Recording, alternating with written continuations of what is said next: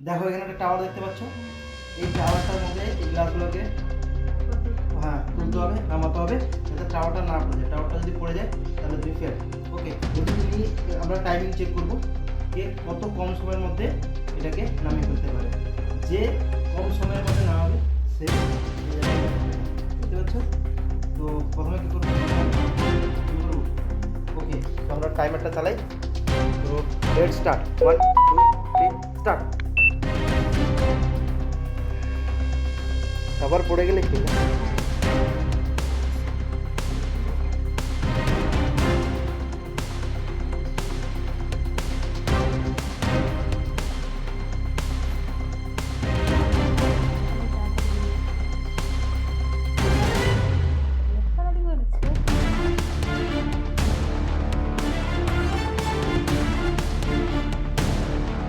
stop,